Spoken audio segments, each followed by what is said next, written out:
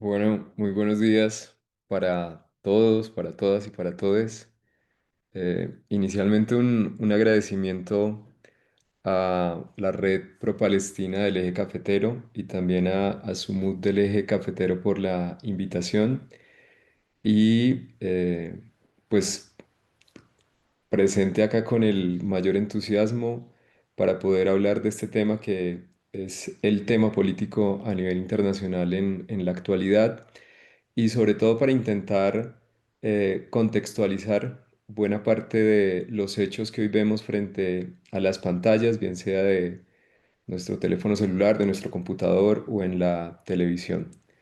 Entonces, sin más preámbulos, como decía Valentina, yo soy William Rojas, soy profesor en la ciudad de Bogotá, pertenezco al Comité Colombiano de Solidaridad con Palestina y hago parte del periódico Ruptura.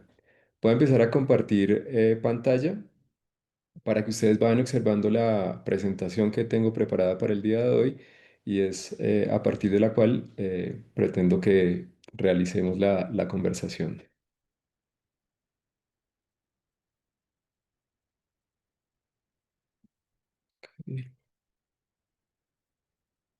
Bien, esta charla en algún sentido reproduce charlas que hemos hecho previamente en la ciudad de Bogotá, en universidades como la Nacional, la Pedagógica o la Distrital. Tuvimos una cátedra libre que partió en la Universidad Nacional que tuvo por nombre Palestina, Colonización y Resistencia y eso es más o menos lo que voy a plantearles el día de hoy, como algunos de los recorridos que hicimos en esta cátedra que tuvimos durante el año 2024 en la ciudad de Bogotá. Lo primero que me interesa marcar tiene que ver con algo que plantea Edward Said, que es un eh, reconocido intelectual palestino que escribe un texto que se llama La Cuestión Palestina.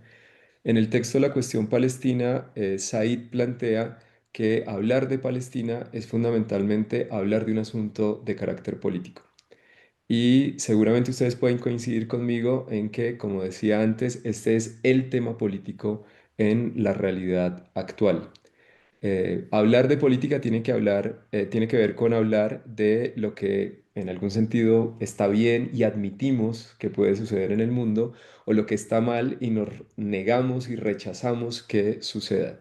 Y el tema palestino tiene que ver con eso, con un posicionamiento frente a lo que podemos admitir que sucede en el mundo, que se desarrolle como parte de la realidad.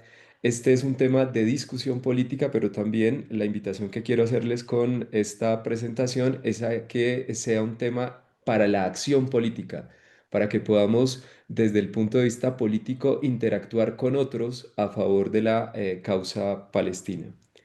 Y no sé si en la imagen se alcanzan a ver los títulos que tiene el, la diapositiva o solo se ve la imagen. Solo se ve la imagen. Ah, bueno, Ah, bien liberada. porque en mi pantalla se ve la reunión se está grabando. ¿Eso lo ven también ustedes o solo lo veo yo? Yo creo que todos. Ah, ok. No sé ahí cómo quitarlo para que ustedes puedan ver los títulos. Pero bueno, el título de esta imagen que tienen en pantalla tiene que ver con la hambruna, ¿no?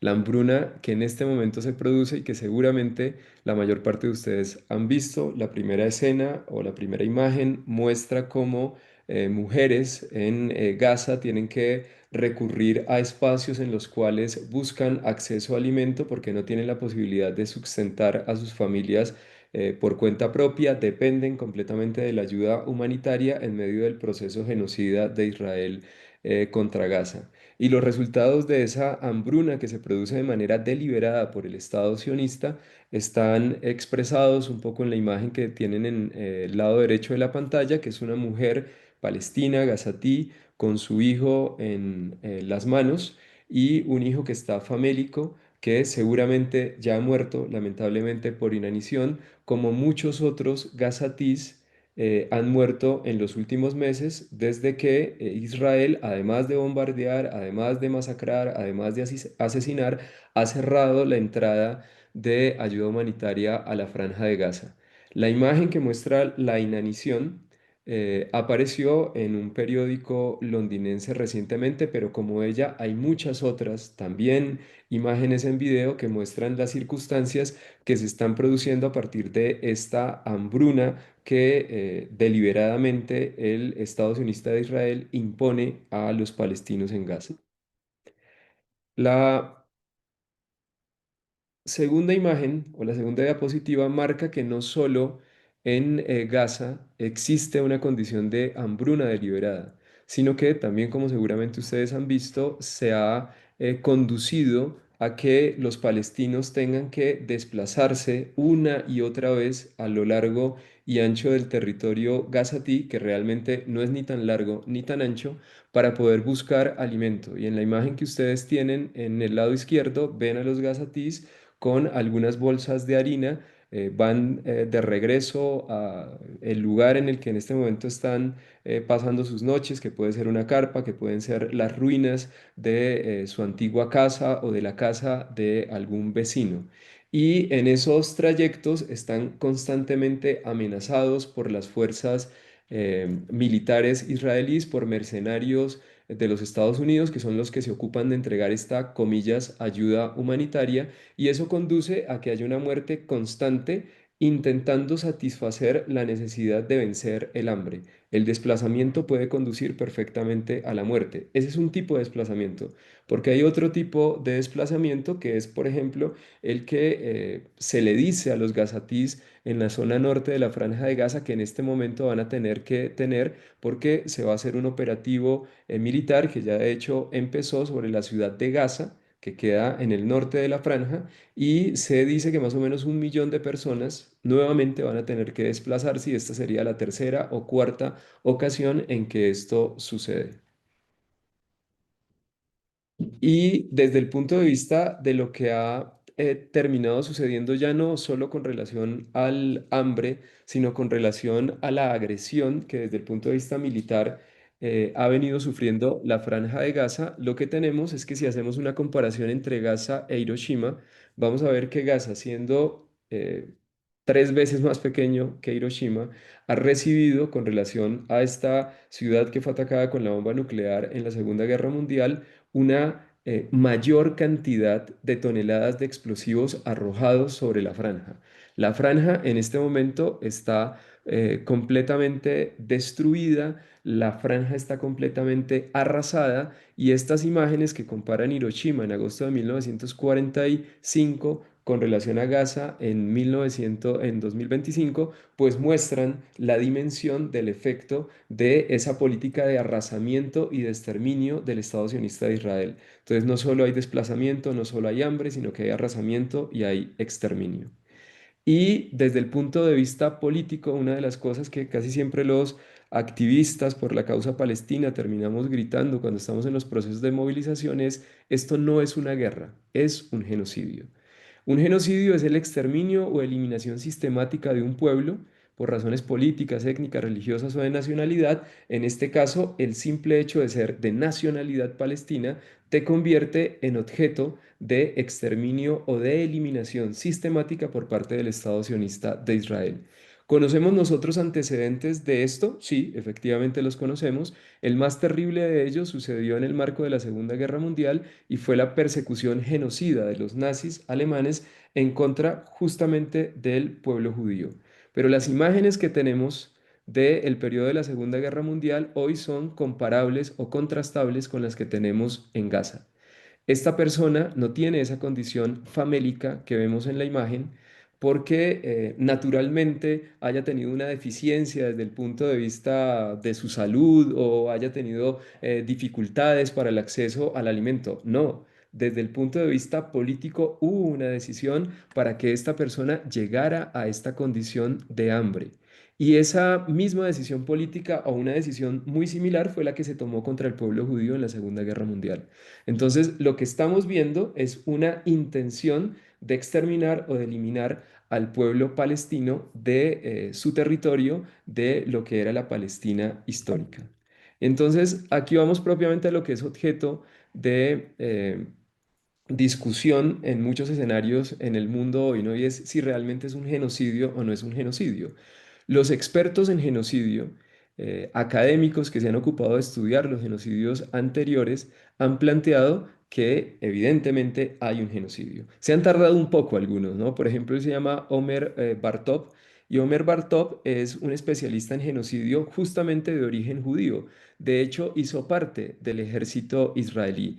Y este año, después de reflexionar seguramente mucho con sus compañeros académicos al respecto, llega a la conclusión de que hay un genocidio en Gaza. A esa conclusión, buena parte de la sociedad civil en el mundo ya había llegado antes, pero es muy importante que inclusive hoy estos académicos que están vinculados con el mismo Estado sionista o que lo han estado en algún momento puedan decir con toda claridad que ese genocidio existe. Y al lado derecho tienen una declaración de la relatora de Naciones Unidas para Palestina, Francesca Albanese, que dice sí, hay un genocidio, ya lo he dicho desde mucho antes, pero además ese genocidio es lucrativo, es un genocidio con el cual se hace dinero. ¿Cómo se hace dinero? Por ejemplo, se prueban armas que son de producción israelí contra los palestinos y esas armas luego se ofrecen al mundo diciendo, vea, son armas probadas en terreno. ¿En qué terreno? En Gaza, contra la población palestina.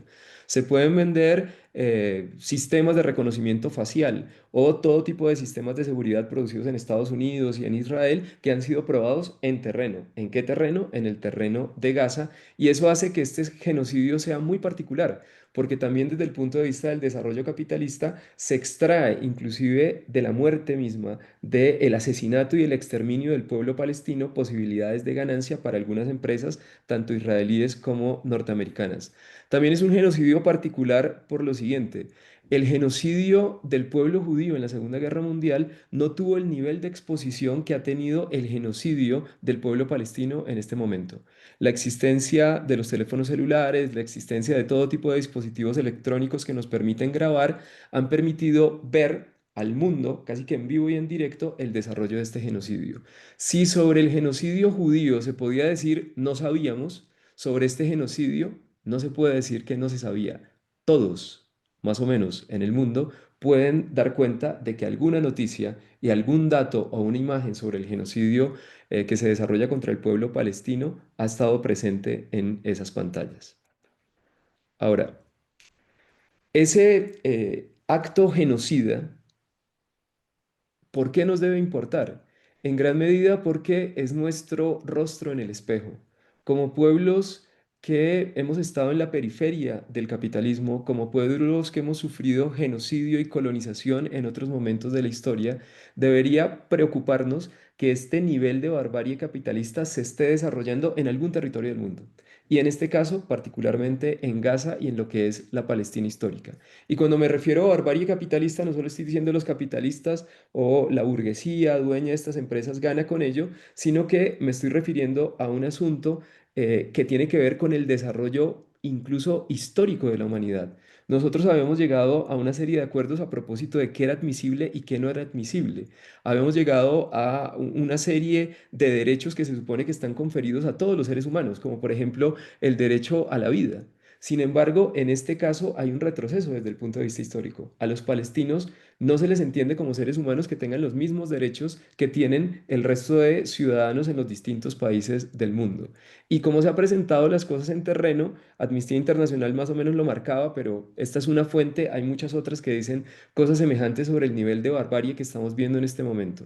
Dice Amnistía Internacional que el nivel de violaciones que hemos presenciado en Gaza no tiene precedentes, que hay una cifra extraordinaria de muertes dentro de la población civil, que se ha usado de manera muy amplia, quizás como muy pocos otros momentos en la historia, la hambruna como arma de guerra. Se han asesinado a la mayor cantidad de periodistas en la historia. Y aún lo sigue haciendo el Estado de Israel. Se han asesinado a la mayor cantidad de agentes humanitarios en la historia. Es completamente ilegal desde el punto de vista del derecho internacional humanitario que usted bombardee un hospital. Y sin embargo, recientemente vimos el hospital Al-Nazar que fue bombardeado dos veces en cuestión de minutos y de manera completamente premeditada por Israel. Y se ha hecho un daño no registrado antes en la historia con relación a la población palestina. Más o menos, esto era un asunto de introducción a cómo están las circunstancias en este momento. Y a partir de esto, la formulación que quiero hacerles es para poder nosotros comprender por qué se desarrollaron estos hechos, para poder comprender el presente, es necesario conocer el pasado. Entonces, esta primera parte de la presentación va a ir justamente a intentar que conozcamos el pasado que antecede al desarrollo de este genocidio en la Franja de Gaza y contra el pueblo palestino. Y no se alcanza a ver el título seguramente en sus pantallas. La pregunta que tengo en la imagen es, ¿y todo comenzó el 7 de octubre de 2023, como nos dicen? Estas imágenes son de ese día, del 7 de octubre, día en el cual la resistencia palestina armada desarrolla un operativo que es el Diluvio de Al-Aqsa, con el cual, después de muchísimo tiempo de tener encima suyo el yugo de las fuerzas militares y de toda la opresión del Estado sionista, inclusive con estas mallas de seguridad que impiden que cualquier gazatí salga de la franja. La resistencia palestina rompe las mallas, ingresa al territorio palestino ocupado, al territorio de la Palestina histórica ocupado donde está el Estado de Israel y desarrolla un operativo militar.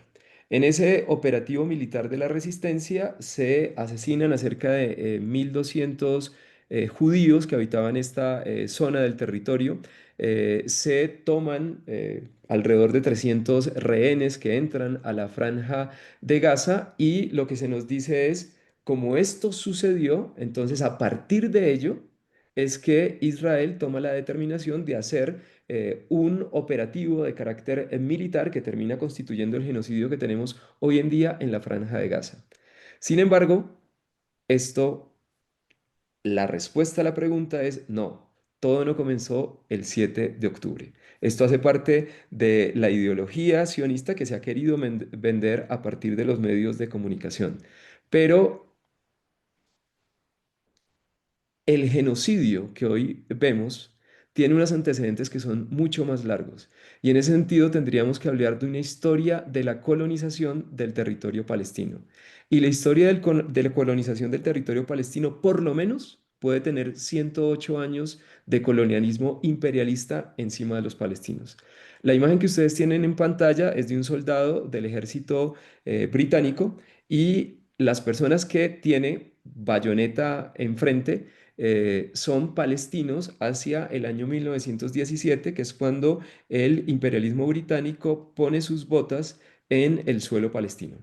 Y a partir de eso, empiezan a aparecer, por ejemplo, en las publicaciones palestinas, periódicos del momento, la denuncia a propósito de cómo el imperialismo británico empieza a desarrollar un proceso de impulso a una colonización de los judíos europeos en el territorio palestino. Eso es más o menos lo que se denuncia en esta imagen de Palestín, que es un periódico del periodo en el cual está el mandato británico sobre Palestina.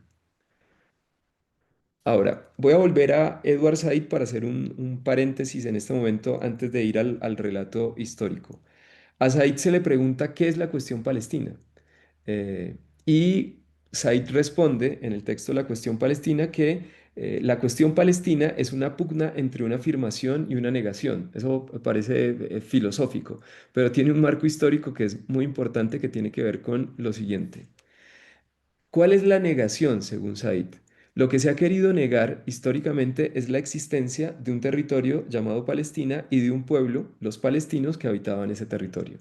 El sionismo, cuando arranca finales del siglo XIX, comienzos del siglo XX, luego me voy a referir a qué es el sionismo, empieza diciendo, hay una tierra sin pueblo, la tierra palestina, para un pueblo sin tierra, los judíos europeos. En ese sentido, lo que tenemos que hacer es llevar a los judíos europeos a esa tierra sin pueblo. Y este mantra del sionismo se ha repetido una y otra vez por sus dirigentes. Golda Meir, que fue primera ministra de Israel, hizo una declaración similar que dice, no existe el pueblo palestino, ellos no existen. Y esto, como les digo, se repite una y otra vez. Itamar Ben-Gvir, que es el ministro de Seguridad Nacional sionista, ha dicho en 2024, no existe un pueblo palestino, es un pueblo inventado. La ministra de Asentamientos y Misiones dice, no existe tal cosa como un pueblo palestino, no hay tal nación. Y yo quería en un primer momento detenerme en este asunto para decir, hay una tierra palestina. Palestina ha existido desde el punto de vista geográfico en Medio Oriente desde hace muchísimo tiempo. Pero yo apenas me voy a remitir al siglo XIX, 1851. Este es un mapa del Imperio Turco Otomano y de las zonas que controlaba en Medio Oriente. Y este territorio aledaño al mar Mediterráneo tiene un nombre, Palestina. De hecho, se le llama la Palestina moderna en el mapa. Y si uno va un poco más hacia adelante en el tiempo, hacia comienzos del siglo XX, cuando ya hay un mandato británico sobre Palestina, cuando el imperialismo británico junto con los franceses se dividieron estos territorios en el marco de la Primera Guerra Mundial, aparece el mandato sobre Palestina o el mandato británico en Palestina. Es decir, hay un territorio que efectivamente nosotros podemos identificar como Palestina desde el punto de vista histórico. Y ese territorio, ustedes seguramente han visto este mapita antes, es el mapa de la Palestina histórica. ¿Por qué de la Palestina histórica? Porque luego hay una división de lo que es la gran nación árabe y hay una creación de unos estados nacionales. Entonces hay un estado nacional que hoy se llama Jordania, que es este que tenemos al lado derecho, pero había incluso una promesa de constitución de un estado nacional en Palestina. Y el mapa que se define para Palestina es este. Es decir, que bajo el mandato británico estaba completamente claro que había un territorio palestino e inclusive cuáles eran las zonas de demarcación por las cuales pasaba ese territorio palestino. Y el asunto este de que era una tierra sin pueblo, pues también se puede debatir desde el punto de vista histórico, porque los palestinos han tenido presencia en este territorio desde mucho tiempo atrás. Estas son imágenes del siglo XX o del siglo XIX. Son imágenes que Walid Khalidi tiene en un texto que se llama Antes de la diáspora, una historia fotográfica de los palestinos entre 1876 y 1948. Esto es la ciudad de Jaffa desde el mar. Esta es la ciudad de Gaza, ya desarrollada a comienzos del siglo XX y en el texto se le llama escena de calle a la fotografía.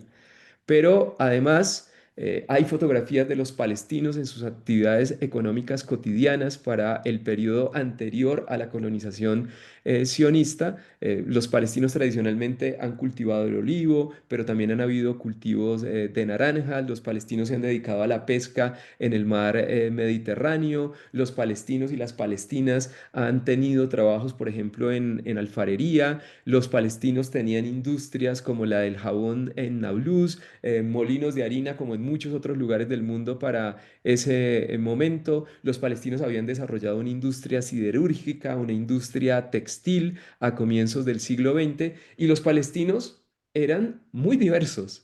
Porque podías encontrar, como en esta imagen, una escuela rural que es fundamentalmente asociada a población palestina que trabaja en el campo, pero hay escuelas gubernamentales de secundaria, en este caso para varones de carpintería. Esto es en la ciudad de Jaffa de 1924. Es decir, hay una población en el campo, pero también hay una población en la ciudad que tiene una serie de oficios y de trabajos, e incluso hay un sector de clase media o de pequeña burguesía o burguesía palestina que tiene estudiantes universitarios palestinos a comienzos del siglo XX. Entonces, cuando se nos dice los palestinos no existían y la tierra palestina no existía, esta era una tierra sin pueblo y lo que necesitaba era un pueblo sin tierra, pues es completamente falso desde el punto de vista histórico.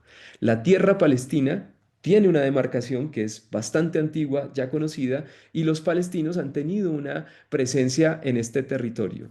Los palestinos también, desde el punto de vista de las mujeres, podían ser muy diversas. Algunas podían tener roles quizás un poco más tradicionales, como el de madre, que está en esta imagen, pero habían mujeres palestinas, por ejemplo, asociadas a comunidades cristianas, pero también de árabes o de judíos en este periodo que iban a la escuela y podían desarrollar actividades de baile como el que aparece con este club de baile. Y las mujeres palestinas también se ocupaban de la literatura. Asma Tubi es una mujer que va a participar de la resistencia palestina inicial, pero que además era una escritora en el comienzo del siglo XX en la Palestina histórica.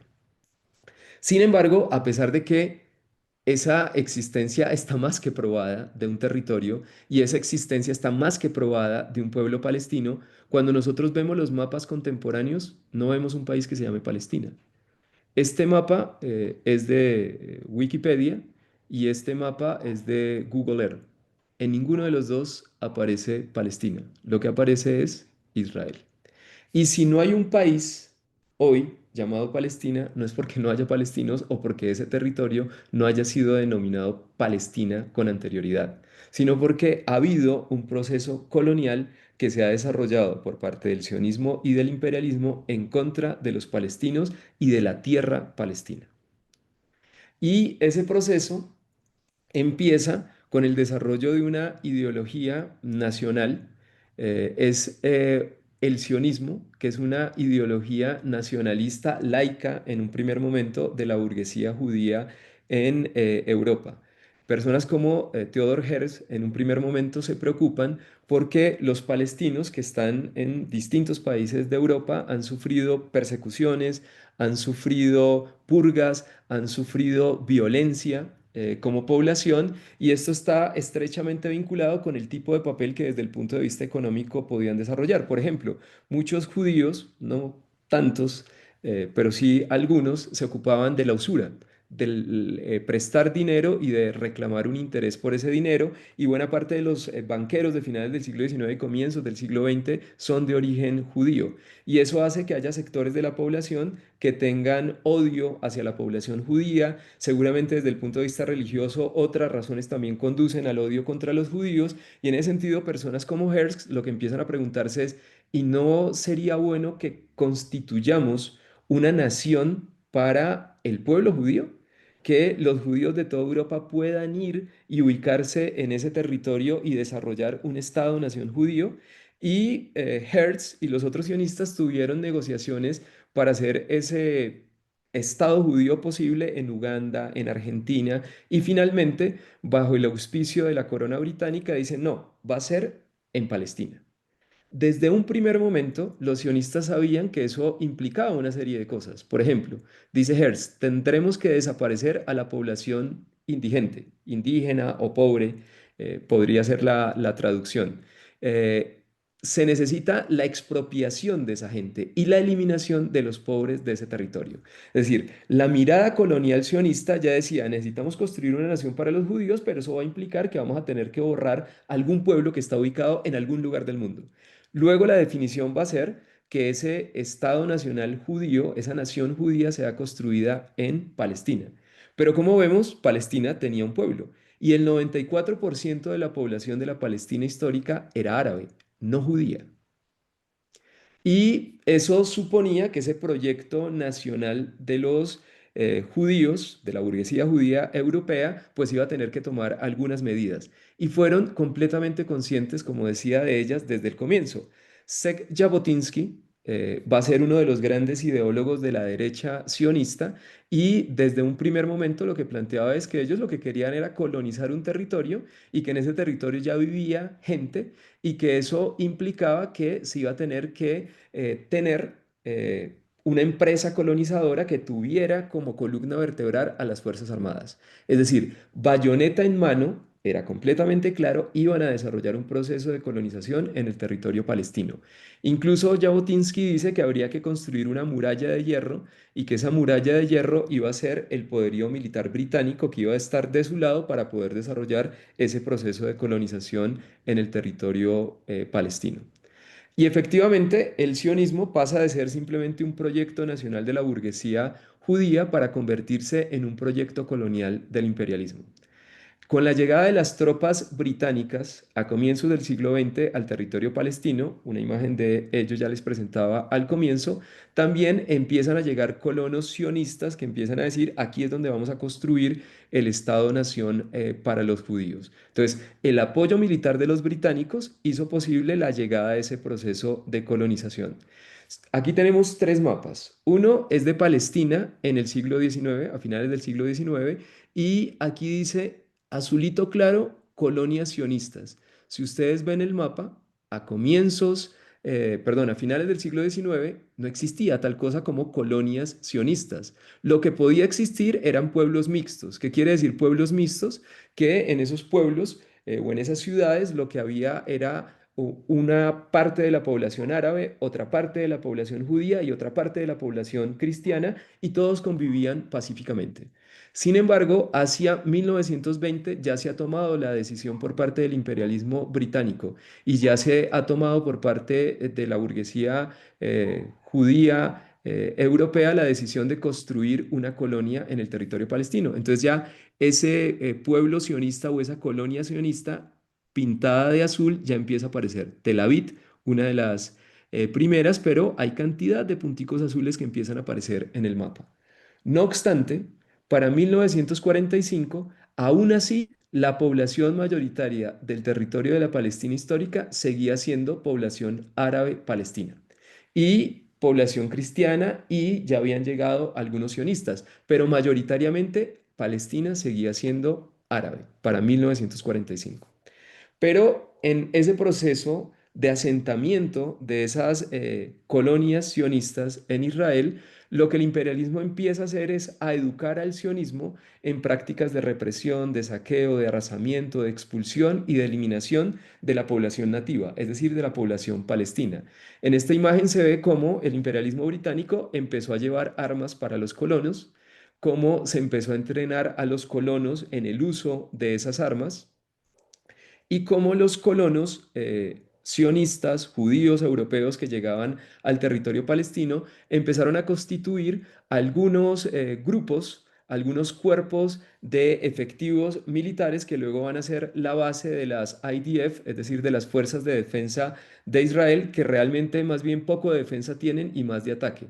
Esto es lo que hacían la Haganah, la Palmach, que era el grupo de inteligencia y de élite de la Haganah, la destrucción de los pueblos palestinos para lograr poco a poco la expulsión de los palestinos de su territorio.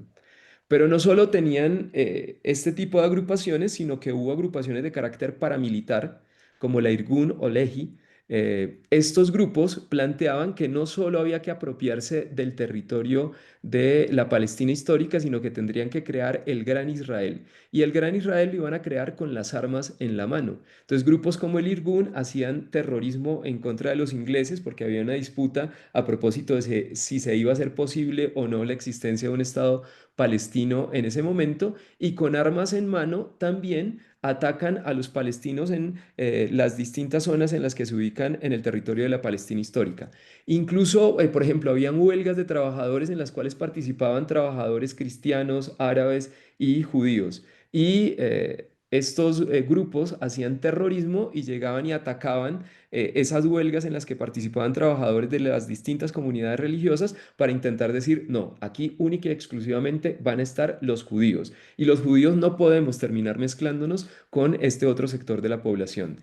Y este es un cartel que enuncia que este señor que está acá, se llama Isaac Shamir, era un terrorista para el imperialismo británico en el periodo en el que están funcionando estos grupos paramilitares. Luego se va a convertir en primer ministro de Israel y sus acusaciones de terrorismo pues simplemente desaparecen.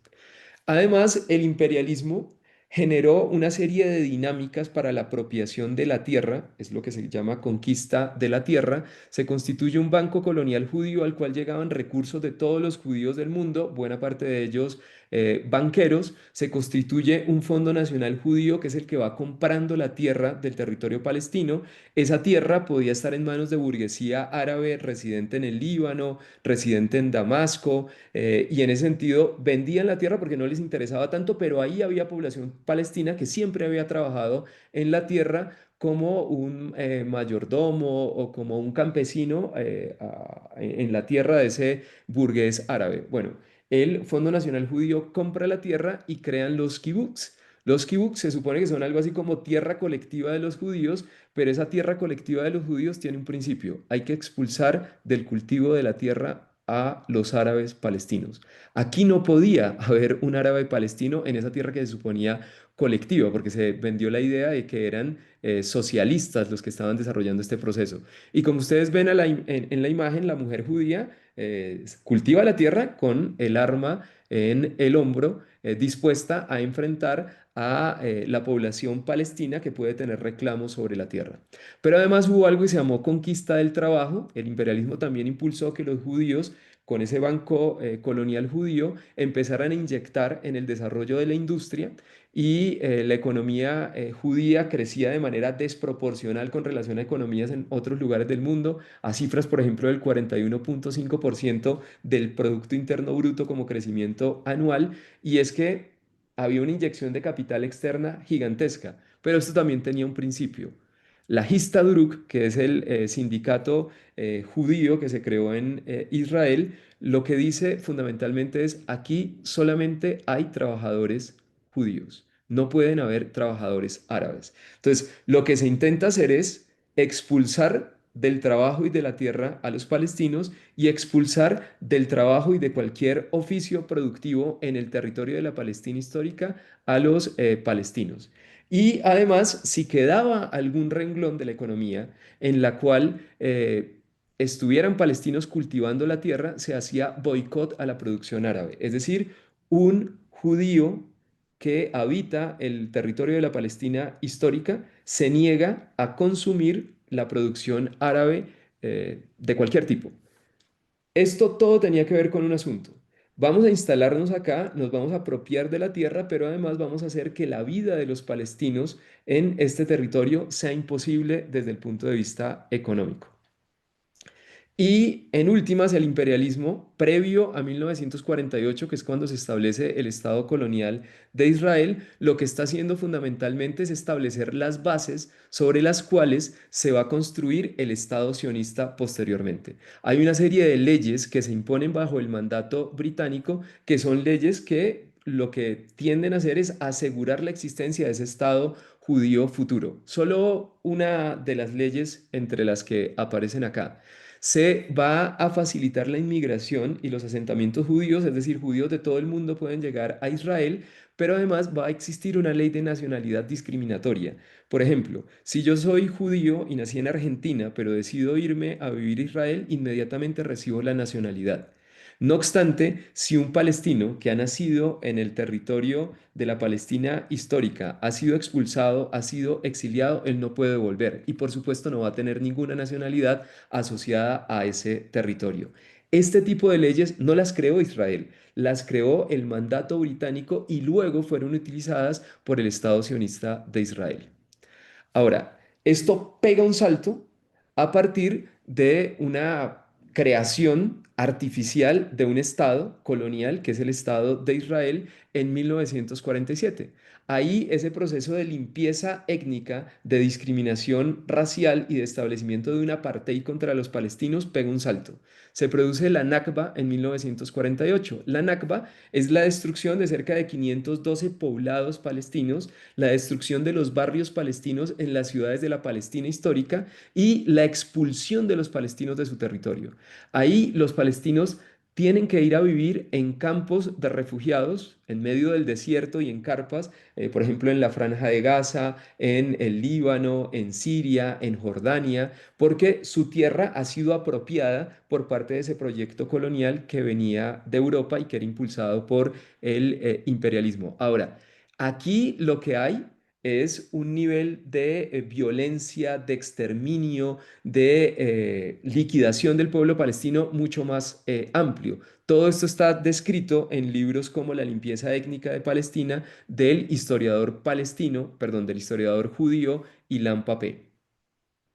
Y dice, por ejemplo, Ilan Papé que buena parte, no, Edward Said, que buena parte de lo que se construye allí es un sistema político, judicial y epistemológico que tiene como objetivo expulsar a los palestinos. Es decir, Israel termina constituyéndose allí en un régimen de apartheid, porque lo que hace es separar a la población que se queda dentro del territorio de la Palestina histórica de palestinos, ¿no? Como los chicos que están en la imagen, y decir, para ustedes las leyes de este nuevo Estado judío que vamos a crear no van a operar. Con ustedes va a haber discriminación racial, ustedes no van a poder acceder a los derechos que vamos a tener nosotros, similar a lo que sucedía con la población negra en Sudáfrica. Y se construye todo un aparato para la represión y para la expulsión y eliminación del pueblo palestino. ¿Qué quiere decir esto? Que el genocidio no es algo que aparezca con Gaza en 2023. El genocidio, dicen historiadores como Ilan Pappé, es continuado. Desde el momento mismo en que se produce el establecimiento del Estado sionista de Israel, esa política de expulsión y de eliminación de los palestinos ha estado presente.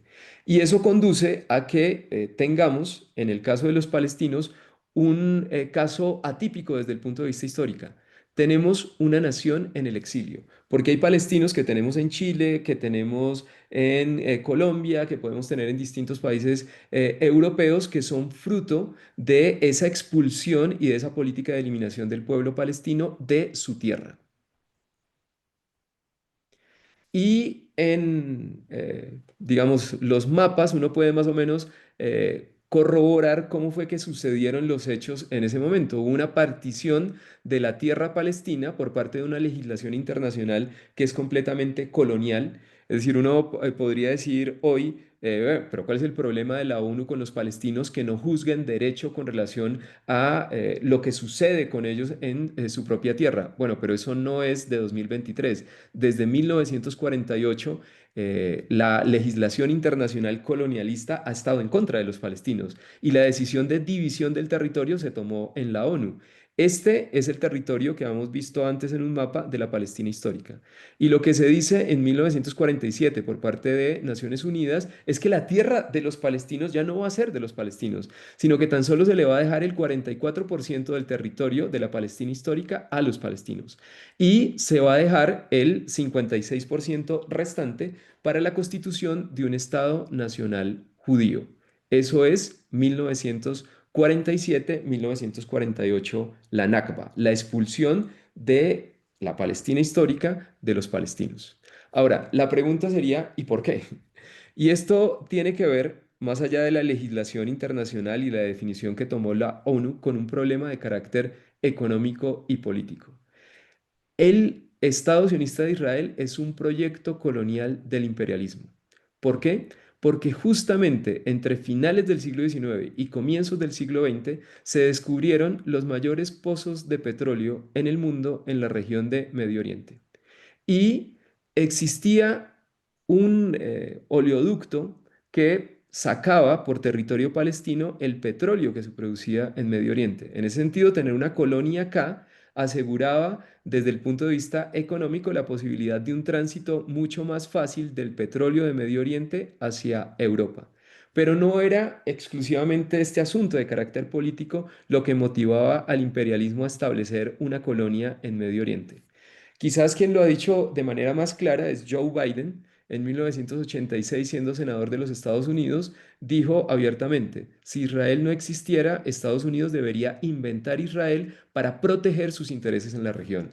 Es decir, el Estado sionista de Israel ha podido desarrollar toda la política genocida que ha desarrollado desde 1948 porque los países imperialistas están detrás de él y entienden que Israel defiende y protege sus intereses en la región, no solo los intereses de carácter económico. Desde el punto de vista geopolítico, ahí se colocó ese enclave colonial imperialista en un primer momento para evitar el avance del comunismo, es decir, de la influencia que pudiera tener la Unión de Repúblicas Socialistas Soviéticas en el periodo de la historia en el que existió en esta región del mundo. Pero luego se intentó limitar también el nacionalismo árabe, el que lideraba, por ejemplo, Nasser en Egipto, y luego el Islam político, el que lideraba la revolución de los chiitas en Irán, era impedir que todo esto se terminara expandiendo por la región, ¿Por qué? Porque las burguesías de la región, productoras de petróleo, eran afines a los intereses del imperialismo. Y en ese sentido, Israel jugaba como un agente contrarrevolucionario en el área. Todo aquel que se salga del margen de los intereses imperialistas va a ser castigado en un primer momento por el perro de presa del imperialismo en la región, que es el Estado de Israel. Ejemplos históricos de eso. Cuando Nasser intentó nacionalizar el canal del Suez, se hizo una guerra de Francia, Inglaterra y a la cabeza Israel en contra de Nasser y de la nacionalización del canal. Y en la actualidad, digamos, para traerlo a este momento de la historia, uno podría decir que esos intereses siguen siendo muy importantes para el imperialismo, porque allí, en gran medida, se sigue jugando la posibilidad de acceso al recurso petrolero y la influencia en esta zona se empieza a disputar con algunas potencias emergentes del capitalismo como Rusia o China. Es decir, que Israel sigue jugando ese papel que inicialmente se le colocó desde el punto de vista geopolítico. Ahora, el sionismo como proyecto colonial imperialista también tiene una variante nacional y es que hay un proyecto imperial de la burguesía judía. Por ejemplo, David Ben Gurión, que es como el padre fundador del Estado de Israel, decía, debéis combatir con entusiasmo por la invasión o por la diplomacia, el imperio israelí será edificado y deberá comprender todos los territorios situados entre el Nilo y el Éufrates. Eso implica que el mapa que pretenden tener los sionistas de Israel es mucho más amplio que el mapa de la Palestina histórica. Esto es lo que ellos llaman el proyecto del Gran Israel o del Imperio israelí, como decía Ben Gurión. Aquí ven nuevamente la imagen de Jabotinsky, Jabotinsky, el referente ideológico de la derecha israelí, que decía que con las armas hay que constituir ese imperio del Gran Israel. Esto es en 1900, perdón, esto es en 2023, antes de que se empiece a desarrollar esta fase del genocidio en Gaza, es Bezalel Smotrich en una convención judía en Francia, donde está planteando que lo que hay que hacer es efectivamente lograr esa extensión hacia la constitución del imperio de Israel o de el Gran Israel. Y eso implica que no solo es el borramiento completamente del territorio de la Palestina histórica, ya como gran objetivo desde el punto de vista del colonialismo sionista, que es lo que aparece en esta imagen de Netanyahu en Naciones Unidas, no tienen ningún problema, el cinismo es absoluto, ahí aparece un mapa en el que Israel coincide perfectamente con el mapa de la Palestina histórica, pero está el mapa que mostraba hace un momento de Smotrich. Ahora, ¿qué problema hay con este mapa? Esta es la Palestina histórica, más un pedazo de los Altos del Golán, más un pedazo del sur del Líbano. Pero este mapa del Gran Israel lo que pretende es apropiarse también de un sector más amplio del territorio de Siria, de la totalidad del territorio de la actual Jordania, de un pedazo de lo que sería Arabia Saudita, y en ese sentido no puede haber paz en Medio Oriente si sigue existiendo ese proyecto colonial y ese enclave colonial del imperialismo que es el Estado sionista de Israel. Es decir, los conflictos no son exclusivamente con el territorio palestino y con los palestinos, sino que hay una intencionalidad declarada abiertamente por parte de los dirigentes sionistas de apropiarse de los territorios de los países aledaños. Y eso se ha venido desarrollando, es decir, nunca han parado en el proceso de colonización.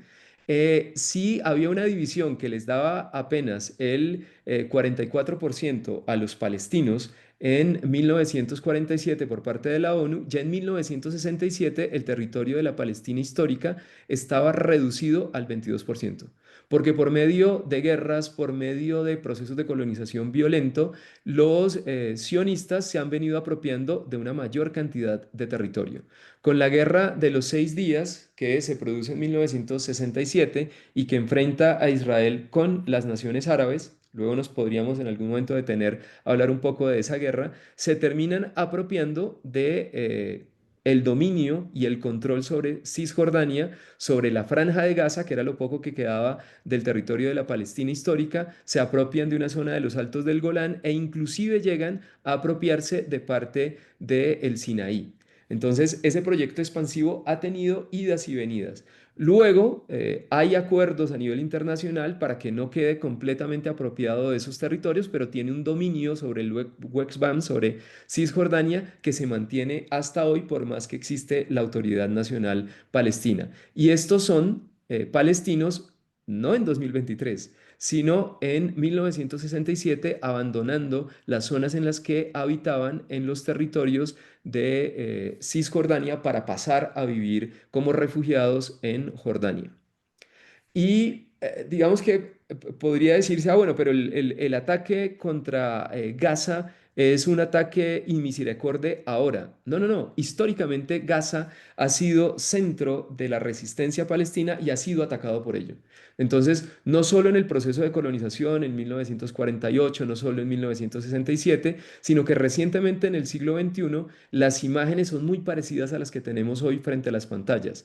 Esto es un bombardeo en la operación de 2008-2009 de Israel contra Gaza, pero luego podemos encontrar en 2021, 2022 y antes en 2012 y 2014 escenarios similares a los que se están viviendo en Gaza.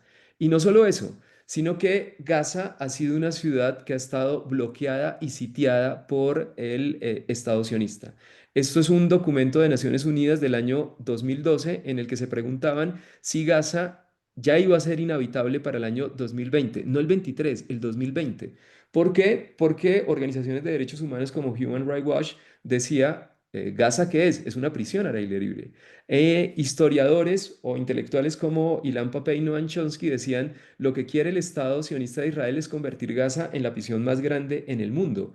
Gaza está completamente amurallada. Gaza está completamente cerrada para la salida de los palestinos. Si un palestino se enferma de una enfermedad muy grave y no puede ser tratado en Gaza, no puede salir de Gaza. Es posible que muera porque no tiene la atención médica. ¿Quién autoriza la salida de los palestinos de Gaza? Incluso antes de 2023, el Estado sionista de Israel. El Estado sionista de Israel determinaba qué entraba y qué salía de la franja de Gaza. Que quiero construir una casa. No, los gazatís no tenían derecho a construir una casa si no se los autorizaba el Estado sionista de Israel. Los palestinos no tenían derecho a pescar en la franja costera de la franja de Gaza a más de una determinada distancia que el ejército de Israel definiera. Asfixiaban absolutamente económicamente a la franja de Gaza antes de 2023. El 60% de los habitantes de la franja de Gaza de población joven vivía en el desempleo, siendo la población joven mayoritaria en la franja. Y el 80% de la población gazatí antes de 2023 vivía de la ayuda humanitaria. Eso es lo que condujo a estos sectores de intelectuales y de luchadores por los derechos humanos o de organizaciones de derechos humanos a decir que Gaza era una prisión al aire libre. Ahora, uno podría decir, bueno, pero queda el fragmentico ese de Cisjordania, por más que esté dividido, que esté fragmentado, en todo caso existe la posibilidad de que allí pues la vida sea mejor para los palestinos. Este es un video en el cual se muestra lo que hace el Estado sionista de Israel cuando un palestino decide construir una casa. Puede perfectamente decidir que es un problema de seguridad que ese palestino tenga la casa y manda a estos robots casi a demoler la casa de los palestinos. Pero no solo es con relación a las casas, sino que si los palestinos cultivan la tierra y el Estado sionista de Israel considera que es incorrecto que ese cultivo esté, simplemente manda las retroexcavadoras y destruye el cultivo. Y peor aún, las fuentes de agua no las tienen seguro los palestinos, inclusive en Cisjordania, pueden tener que afrontar imágenes como esta, que es personal judío que va con una mezcladora de cemento y vierte cemento sobre un pozo de agua palestino. Ese pozo de agua palestino era con el que se irrigaba esta zona de cultivo. Y esto es Cisjordania, no es Gaza. Y aquí no está Hamas, porque la acusación es, bueno, atacamos Gaza porque en Gaza está Hamas como dirección política. Aquí controla el territorio, se supone, la Autoridad Nacional Palestina, y sin embargo, esto es lo que terminan haciendo el Estado sionista de Israel en contra de los palestinos. Pero además, con una particularidad, la zona de Cisjordania se ha impulsado y ahora más que nunca el establecimiento de colonias ilegales judías. Y esas colonias tienen este tipo de escenarios detrás. Bezalel, perdón, Itamar Ben-Gvir, ministro de Seguridad Interior, armas de largo alcance y automáticas y se le está entregando a colonos judíos en Cisjordania estas armas por parte del gobierno. Ahora, ¿para qué son utilizadas esas armas? Esas armas son estas armas. Él es un colono judío, él es un palestino y se producen disparos que llevan a la muerte a los palestinos y esto sucedía una y otra vez antes del 7 de octubre de 2023. Es decir, que el Estado de Israel no solo es un estado de apartheid, no solo es un estado colonial, no solo es un enclave imperialista en Medio Oriente, sino que además tiene un régimen nazi que antecede al proceso genocida que se desarrolla en este momento. Cuando decimos nazi es que está utilizando los mismos métodos que los nazis utilizaron para la opresión, la explotación, la eliminación y el exterminio del pueblo judío en Europa. La imagen que dice y recientemente es publicada en redes, no es Auschwitz 1945, es Gaza 2025, lo que quiere registrar es que los mecanismos mediante los cuales se lleva al hambre y al exterminio en el territorio gazatí son completamente similares a los del régimen nazi en la Segunda Guerra Mundial. Y digamos, la primera fase de esta charla que tiene que ver con cómo se ha desarrollado el proceso colonial y sus consecuencias sobre el pueblo palestino llegaría hasta acá. Bueno, y bueno, abrimos preguntas. Si alguien tiene, puede levantar la manito. O bueno, también las pueden hacer en el chat. No quieren levantar la mano, no quieren hablar. A ver, por aquí. Ah, William, una cosa, las diapositivas sí se ven completas, con el título. Ah, bueno, bueno, está bien.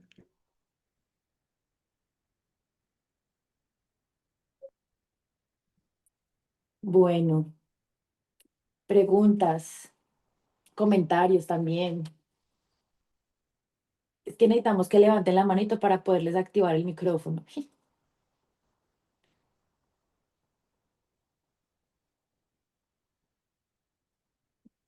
Valeria,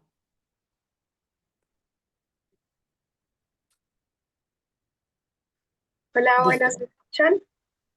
Sí, sí, te te escuchamos. escuchamos. Buenos días, muchísimas gracias por la charla. Yo tengo una pregunta referente a cómo es el funcionamiento, no sé si político o cómo funciona tanto la Franja de Gaza como Cisjordania, como el sistema político y si tiene uno, más o menos. Esa es como mi Ok. pregunta. ¿Vamos respondiendo de una o esperamos Sí, yo varias? creo que de una vez porque solo por ahora está esa pregunta. Ok, Ah, bueno, una de eh, ellas, si quieres la escuchamos. dale, dale. Listo. Bueno, un Jennifer, saludo para todas y todos. ¿Me escuchan ahí? te Sí, Bueno, me escuchamos. parece, bueno, gracias al profe. Me gustaría también que nos ayudara a hacer una distinción entre esos partidos políticos, tanto Hamas como el otro que, bueno, se me olvida ahora el nombre, pero es el que trata también de tener allí como una decisión, pero también cuál es la gran diferencia entre ambos y sobre todo de cara a nivel internacional. ok. Y Stephanie, listo, Hola, buen Tefa. día, todos y todas, todos. Quiero saber, tengo una duda hace días y muchas gracias primero que todo al profesor por la exposición y es sobre la resistencia palestina. ¿Sí? Como que es lo que podríamos saber, porque digamos que en lo que uno ve no necesariamente encuentra algo en relación a esto, ¿sí? Y yo pues me rehúso a pensar que no exista, ¿sí? Porque realmente pues creo que sí, sí, seguramente sí, pues aparte de todo lo que ya vemos que hace parte también de esa resistencia, pues, pero digamos que concretamente estos grupos organizados, ¿no? También pues como allí frente al genocidio, allí mismo en el territorio.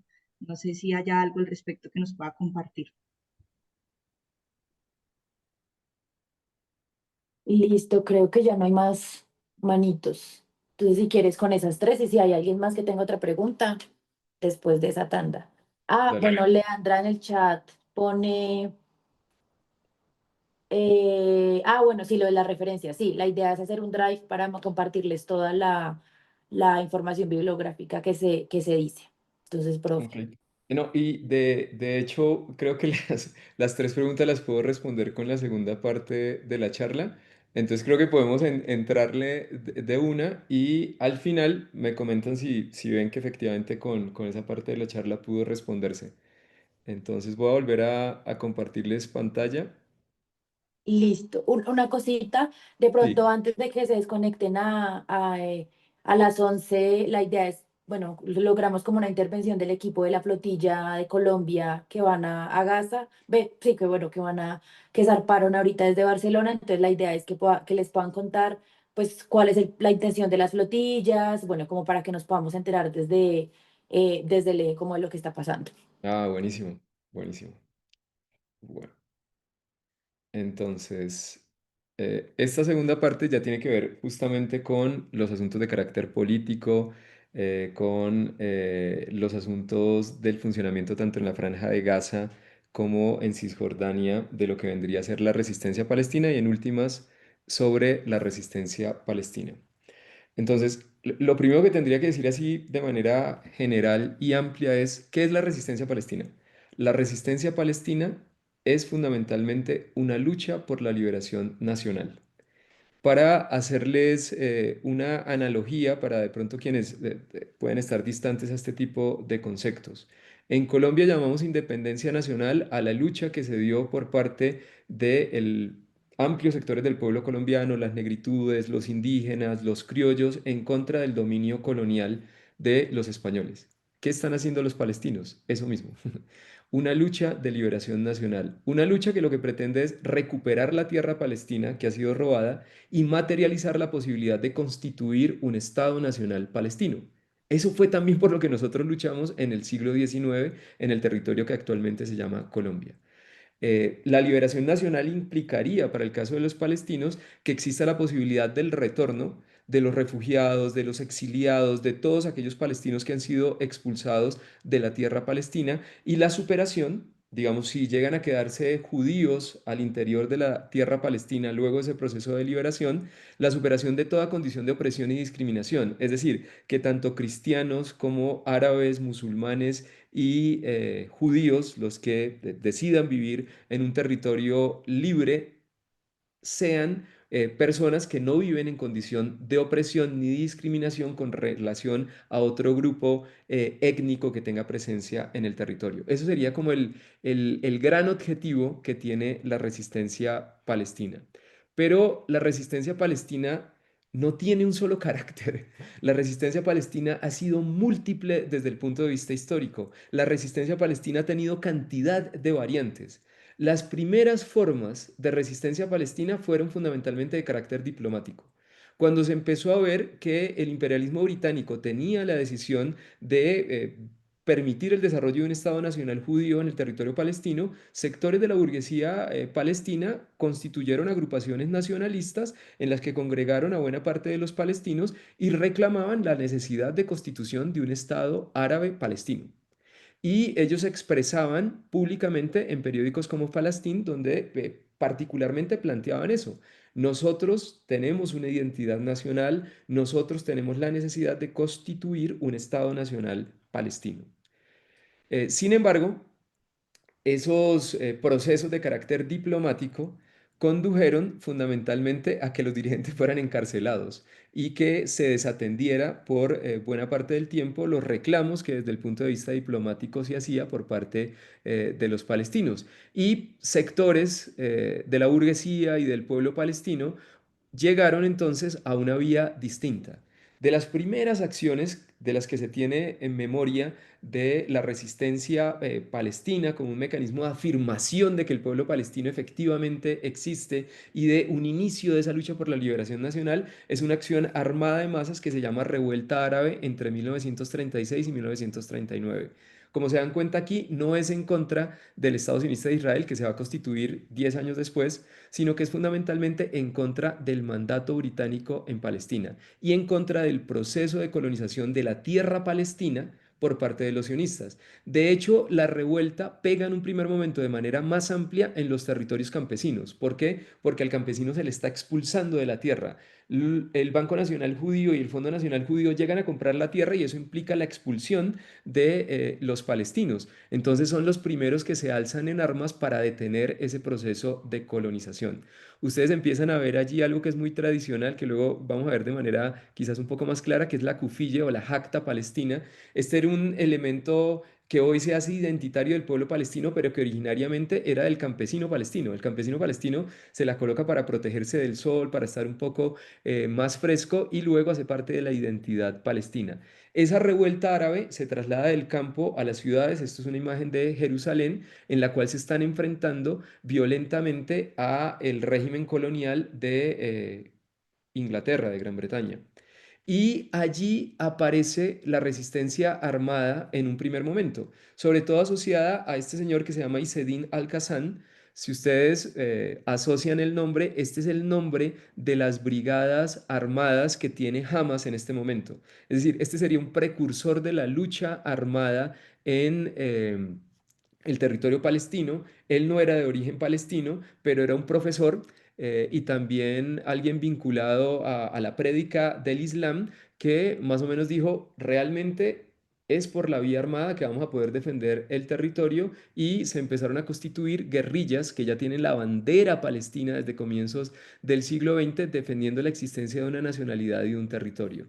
En este periodo de 1936 y 1939 no hay tantos voluntarios como si van a haber voluntarios árabes en procesos de confrontación con el imperialismo y con el sionismo en 1948. Pero esa revuelta árabe, ¿a dónde conduce? Esta es una narración de Rashid Khalidi. Rashid Khalidi escribe un texto que se llama Palestina. En ese texto describe qué pasó en 1936 con esa resistencia armada del pueblo palestino y dice, la situación era tal que la administración civil del país resultaba a todos los efectos prácticos inexistente. Es decir, era tan potente la resistencia palestina que lograron poner en cuestión el dominio de las tropas británicas sobre el territorio palestino. Y dice Khalidi, prácticamente todas las aldeas del país albergaban a los rebeldes y los apoyaban. Y ayudarían a ocultar la identidad de estas personas combatientes ante las fuerzas del gobierno, en este caso del mandato británico. ¿Qué tuvo que hacer el imperialismo, que tenía el ejército más poderoso del mundo en ese momento, o uno de los más poderosos del mundo en ese momento? Redobló las tropas. Es decir, el pueblo palestino estuvo a punto de vencer el mandato británico y el mandato británico lo que hizo fue apoyarse en un redoble de las tropas y particularmente en instruir militarmente a los colonos sionistas que ya estaban en ese momento en el territorio para que combatieran la revuelta árabe de 1936. Los terminan conduciendo a cortes militares y el poderío militar efectivamente termina conduciendo a la victoria al imperialismo y los sionistas. Estas imágenes son de la captura de militantes palestinos en el periodo de la revuelta árabe del 36-39 y ahí empieza también esa práctica que va a ser común luego a los paramilitares y a los grupos armados de los sionistas de destrucción de las viviendas de quienes han sido resistentes a el dominio colonial y al dominio sionista.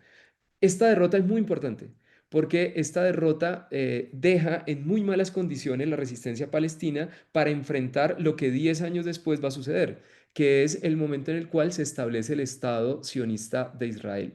Y en parte la derrota se explica por cosas como las que están aquí apuntadas. En ese momento, como les decía antes, el ejército británico es uno de los más poderosos del mundo. Redoblaron sus tropas y con eso lograron avanzar sobre el control de la revuelta, pero además en ese momento no existían los medios de comunicación que tenemos ahora y las acciones de solidaridad con relación a la causa palestina pues fueron menores, no se presentaban esas movilizaciones gigantescas que hoy tenemos o el apoyo armado que hubo para otros procesos de lucha como por ejemplo la Guerra Civil Española no se presentaron en el territorio palestino y eso debilitó la resistencia palestina contra el dominio colonial. Además de enfrentar al ejército británico, pues tenían que enfrentar a los superfinanciados sionistas porque les llegaba plata de todo el mundo y desde un primer momento tenían armas mucho más sofisticadas que las que podía tener un campesino palestino. Y un problema adicional que se ha presentado también históricamente en la resistencia palestina es que hubo divisiones y contradicciones políticas entre distintos sectores en el seno de la resistencia palestina. Todo esto condujo a esa derrota que va a ser una derrota muy significativa porque va a dejar sin fuerza al pueblo palestino y sin mecanismos organizativos y de resistencia para enfrentar el establecimiento del Estado colonial judío en 1948. La resistencia armada va a tener luego escenario en 1948, pero supremamente débil. Se logra pasar por encima porque el ejército sionista ya es mucho más poderoso que las pocas fuerzas de resistencia que tiene el pueblo palestino. Y ahí más o menos como que la causa palestina va a desaparecer un tiempo de la escena histórica a nivel internacional. Dice Edward Said en La cuestión palestina que hasta las décadas de 1960 y 1970 los palestinos tuvieron que imponer por su fuerza o por medio de la fuerza su presencia en la política mundial, porque después del establecimiento del Estado sionista habían desaparecido. Entonces, cuando se crean grupos de vanguardia armada, grupos guerrilleros en Palestina como parte de la resistencia palestina, vuelve a ubicarse en el escenario internacional que Palestina existe, que no han logrado borrar a ese pueblo y a esa nacionalidad. Y ahí se constituyen grupos que fundamentalmente van a ser laicos, ¿no? Fatah, que está asociado al nacionalismo árabe y que tiene como máximo dirigente a Yasser Arafat, que es una figura histórica para el pueblo palestino, pero también el Frente Popular de Liberación de Palestina, que tiene, por ejemplo, todavía viva y con declaraciones en la prensa a Leila Khaled, que es de ese Frente Popular de Liberación de Palestina, está influenciado por sectores del marxismo en Medio Oriente, quieren una Palestina laica, democrática, pero además una Palestina socialista, defienden algunos, también como el Frente Democrático de Liberación de Palestina. Es decir, estas organizaciones son fundamentalmente laicas y se juntan, a pesar de las diferencias que tienen, en la Organización para la Liberación de Palestina, que es la OLP. Y estos son militantes de la Organización para la Liberación de Palestina con la bandera palestina en los años 70. Ahí reaparece la resistencia armada del pueblo palestino. Y estamos en un marco en el que eso era bastante común, porque habían luchas de liberación nacional en Asia, luchas de liberación nacional en África, luchas de liberación nacional en Medio Oriente. Y esa liberación nacional era tan fuerte que inclusive una resolución de la ONU, la 3070, reafirma que es completamente legítima la lucha de los pueblos por liberarse del dominio colonial. Incluso, dice acá, y de la subyugación foránea por todos los medios, incluida la lucha armada. Es decir, los palestinos recurrieron a la lucha armada porque muchos otros pueblos en el escenario internacional estaban luchando en contra del dominio colonial con las armas en la mano. Y eso lo recuerda Francesca Albanese recientemente diciendo, no vea, es que hay un dominio colonial sobre Palestina y sobre la Franja de Gaza y Hamas es una organización armada de la resistencia palestina. Es decir, es una agrupación de carácter político que lucha por la liberación nacional del pueblo palestino y eso está consagrado en las leyes a nivel internacional. Y lo digo de manera puntual por una de las preguntas que se me hacía, que tiene que ver con la resistencia, con las formas políticas que ésta puede tomar, con el dominio político que pueden existir en la Franja de Gaza y Cisjordania. Hamas es un partido político que logró por medio de elecciones en 2006 llegar al poder de la Autoridad Nacional Palestina en la Franja de Gaza, que es la forma de organización política con poca autodeterminación, luego vamos a hablar sobre eso, pero que tiene la Franja de Gaza. Y Israel y Estados Unidos se opusieron a que Hamas como organización llegara al poder en la Franja de Gaza y por eso luego terminan bloqueando una vez más y de manera mucho más restrictiva la posibilidad de acceso de bienes y de desarrollo de la Franja de Gaza. Pero la lucha por la liberación nacional está validada por las leyes del derecho internacional. Y la lucha armada que desarrollan agrupaciones como Hamas está validada por el derecho internacional. No se la inventaron los palestinos.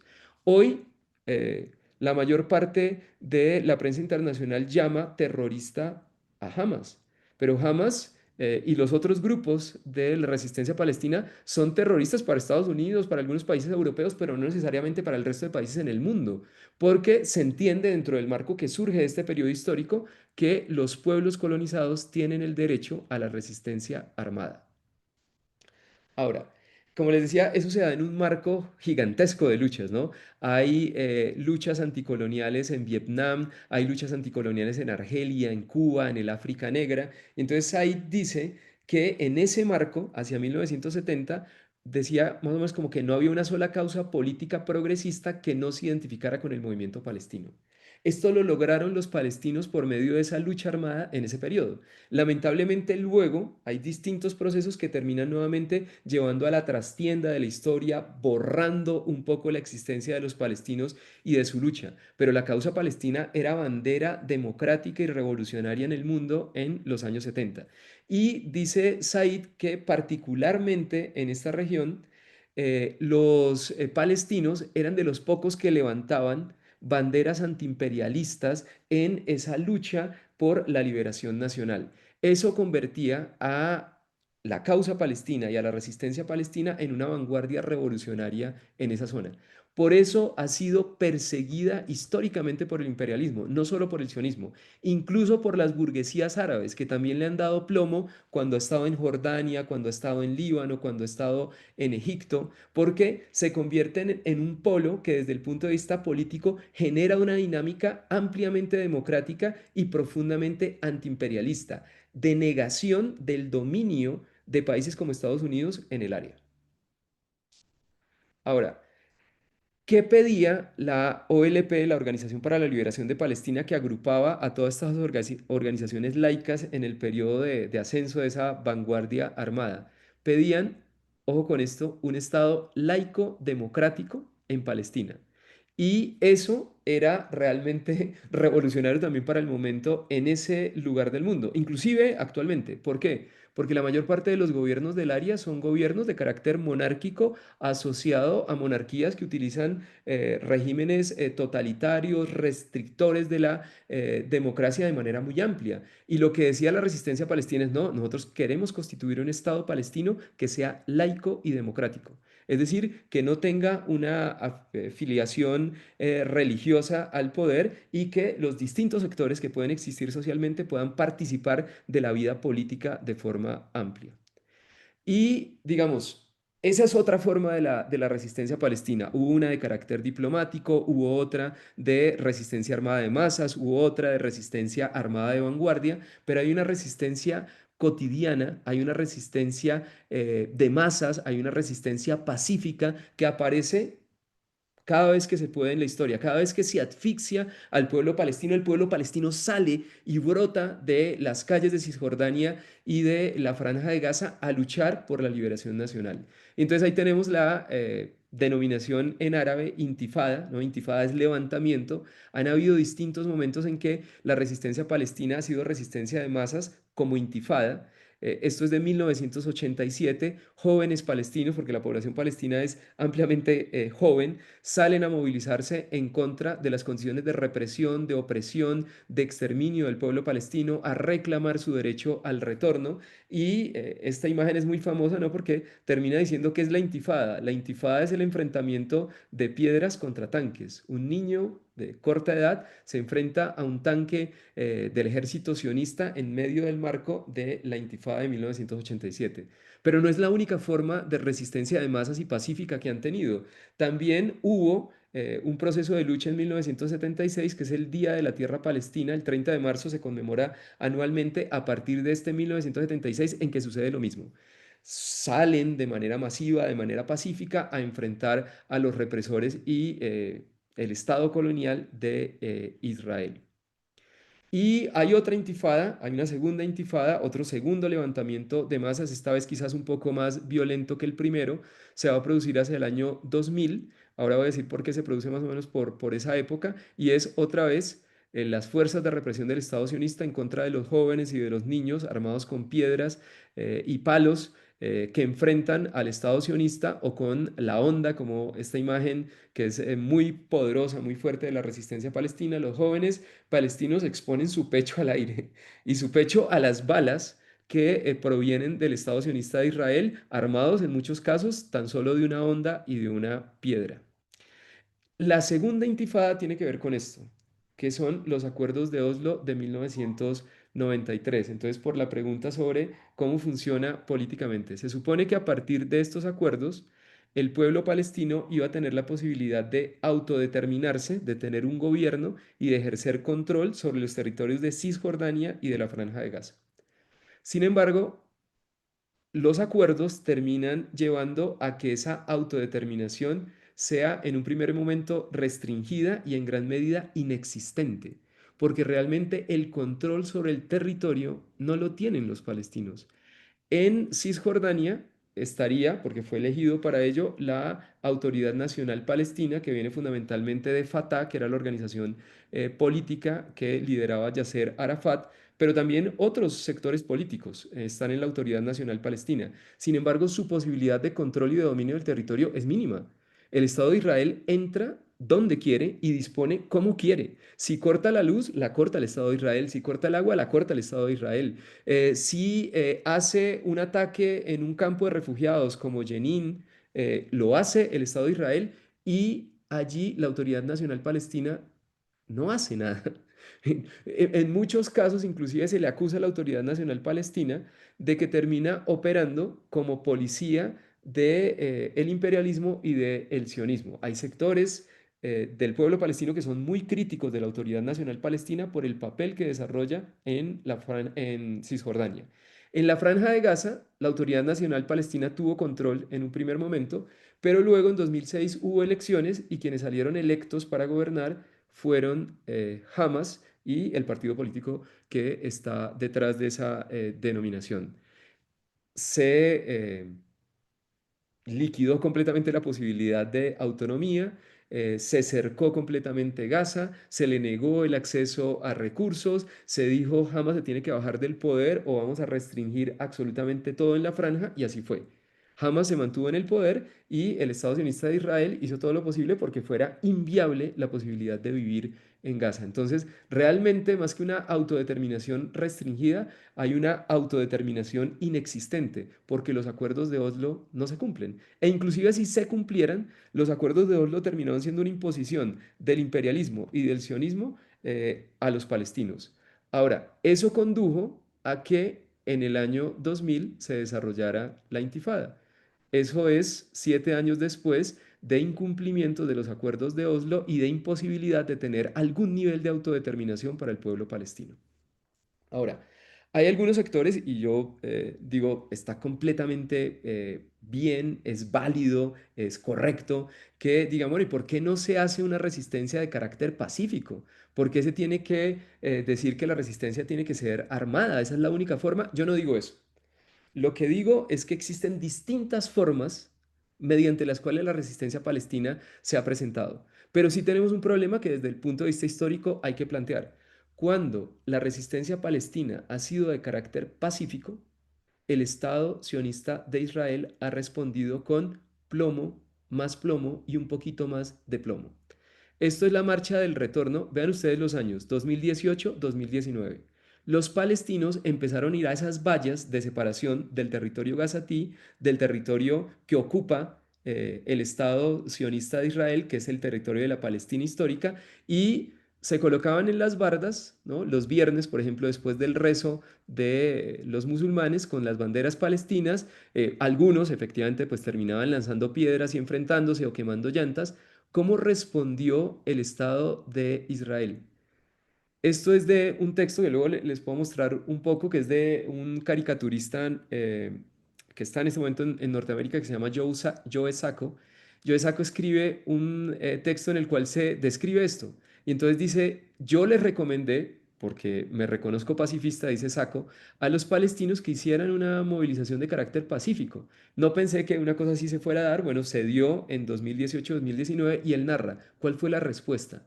La respuesta fue que se mató a, creo que son 260 personas, espero no mentir con la cifra en ese momento de movilización pacífica, pero a 36.000 personas se les apuntó con francotiradores a las piernas para que tuvieran procesos de amputación de las piernas. Y luego se hicieron estudios con relación al asunto y se sabe que de manera completamente clara se estaba intentando hacer esto. Entonces, la resistencia pacífica ha existido, es completamente válida, completamente necesaria, pero también tenemos que saber que no ha sido suficiente con ella para que efectivamente el Estado de Israel cambie de posición. De hecho, en el caso de la marcha del retorno, es cuando entra nuevamente el brazo armado, por ejemplo, de Hamas, a apoyar el proceso de resistencia pacífica que se estaba dando, cuando cambia un poco la política del Estado sionista de Israel con relación a este proceso de lucha. Y eh, nuevamente porque hay todo un proceso que intenta decir que la resistencia armada no debería existir, ¿no? Yo entiendo que hay posiciones políticas que defienden esta formulación y entiendo que pueden tener razones, pero también aquí yo quiero plantear que la resistencia armada, como he dicho antes, es un derecho de los pueblos colonizados y que nosotros tenemos que retomar una serie de ideas que estaban planteadas en el escenario político internacional hace apenas unos años. El 7 de octubre no es un acto terrorista. El 7 de octubre es un acto en la lucha por la liberación nacional del pueblo palestino. Y aquí quiero leer un par de cosas. Esto es de Frantz Fanon, que es uno de los teóricos de la lucha anticolonial, que escribió un texto que se llama Los Condenados de la Tierra, y él dice una cosa que me parece muy pertinente con relación al 7 de octubre. Todos los discursos sobre la igualdad de la persona humana, que siempre han estado, es igual el de la metrópoli al del pueblo colonial, es igual al francés al argelino, no ocultan esa banalidad que pretende que 7 franceses muertos o heridos despierten la indignación de las conciencias civilizadas en tanto que no cuentan la matanza de poblaciones en masa que fueron precisamente la causa de la emboscada. El 7 de octubre no es la causa por la cual se desarrolla el genocidio en Gaza. El 7 de octubre es una consecuencia de un genocidio continuado en contra del pueblo palestino y es una expresión de la resistencia palestina armada para lograr la liberación nacional. Y podrán decirme, bueno, pero digamos, hay otros ejemplos en los cuales la resistencia armada haya sido validada internacionalmente y se haya dicho, ¿está bien resistir? Sí, sí. Hoy se condena a los palestinos, pero los judíos en el gueto de Varsovia se alzaron en armas de manera completamente justificada y nadie objeta que eso haya sido histórica y políticamente correcto. El profesor Víctor de Currea, en un texto que se llama Debates actuales sobre Palestina, escribe algo que me parece que también es muy pertinente. Dice, se pretende desconocer que en muchos casos armarse no era una opción, sino el único camino, por ejemplo, el de los judíos del gueto de Varsovia, o luchar o morir, no había más por decidir. La resistencia armada no es como un objeto de elección para los pueblos coloniales que dicen, ay, sí, mejor este y mejor este otro. No, en muchas circunstancias no existe otra opción. Los países que desarrollan procesos coloniales, los países imperialistas, terminan conduciendo a la necesidad de la lucha armada a los pueblos que han sido colonizados. Y aquí me remito un poco al asunto de la resistencia palestina y las características que puede tener actualmente. Hamas es la dirección política de la resistencia palestina actualmente. ¿Qué quiere decir eso? ¿Que Hamas es toda la resistencia palestina? No. Aún existen otros grupos. Estos dos son de corte islámico, es decir, están asociados a posiciones islámicas, Hamas y la Yihad. Pero, por ejemplo, si uno lee a Tarek Bakoni, que es un profesor sudafricano que escribe un libro sobre Hamas, él te va a decir, vea, en Occidente lo que se quiere es, en algún sentido, construir una bestia negra de Hamas y decir que no es una organización política. Él en su libro dice, lo primero que quiero decir es una organización política de masas. Inclusive cuenta algunas anécdotas. Dice, por primera vez entra a Gaza Bakoni, va en un automóvil, en un taxi. El conductor es un joven que apenas va a salir del colegio en un par de meses y le pregunta, bueno, Bakoni le pregunta al joven, ¿y tú qué quieres ser cuando salgas del colegio? Y el joven responde con todo orgullo, quiero ser militante de las brigadas armadas de Hamas, porque la resistencia palestina en Gaza es un asunto de orgullo del pueblo palestino y del pueblo gazatí. También por eso han atacado a Gaza inmisericordiamente como la han atacado. Pero además de Hamas y de la yihad, todavía existe el Frente Popular de Liberación de Palestina, que es completamente laico, que tiene vínculos con el marxismo de origen, el Frente Democrático para la Liberación de Palestina, o existe aún brazos armados de Fatah, que era ese proceso que venía del nacionalismo árabe. Hablando recientemente con el profesor Currea, me decía, existen alrededor de 14 grupos armados que hacen parte de la resistencia palestina. Todos ellos hicieron el operativo del 7 de octubre de manera conjunta. Y la preocupación que pueden tener algunos a propósito de Hamas islamista eh, es la dirección política actual, es la dirección que reconoce el pueblo palestino. Nosotros no le vamos a pedir a una dirección que lucha en un proceso de liberación nacional que tenga tales o cuales características, que se comporte de tal o cual manera. La dirección política de un proceso la decide el pueblo que está luchando, en este caso el pueblo palestino, y reconocen a Hamas como su dirección política. Y por eso dice Baconi, Hamas es el movimiento armado más representativo de la resistencia armada hoy por hoy contra Israel. No es el único. Y ya llegando al cierre.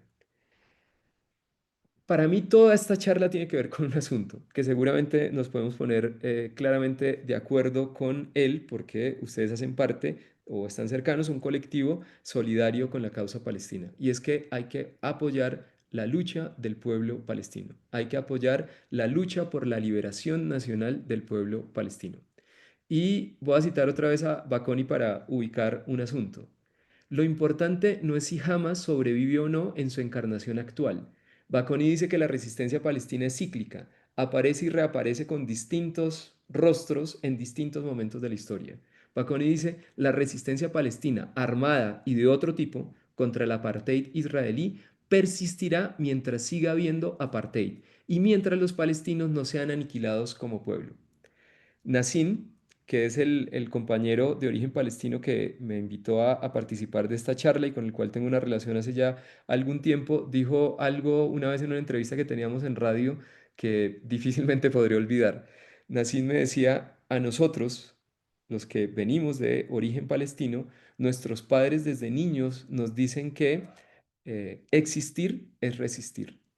La existencia de los palestinos asegura la resistencia del pueblo palestino, bien sea armada, bien sea pacífica, bien sea de masas, como sea, la resistencia palestina va a seguir existiendo cuando los palestinos siguen existiendo porque siguen defendiendo su derecho a la tierra palestina. Y finalmente, una consigna que utilizamos en algunos procesos de movilización, por lo menos acá en Bogotá: Palestina para los palestinos, fuera sionistas asesinos. Gracias.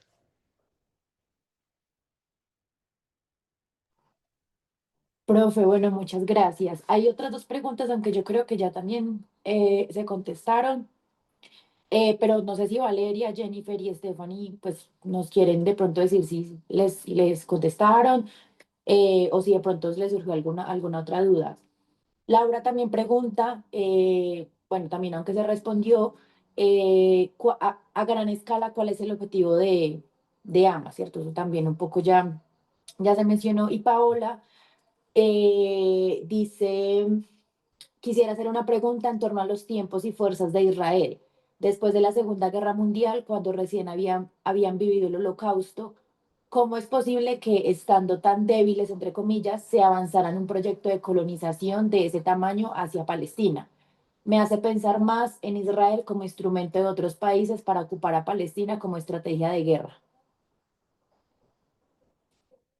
Ok, esa última yo creo que sí, que efectivamente, como en la charla planteábamos, termina siendo un enclave del imperialismo defensor de los intereses imperialistas en la región, pero también hay una cosa que antecede, que marcaba un poco en la primera parte de la charla, y es el proyecto del Estado sionista fue apoyado desde el punto de vista económico de manera amplísima por la burguesía sionista a nivel internacional.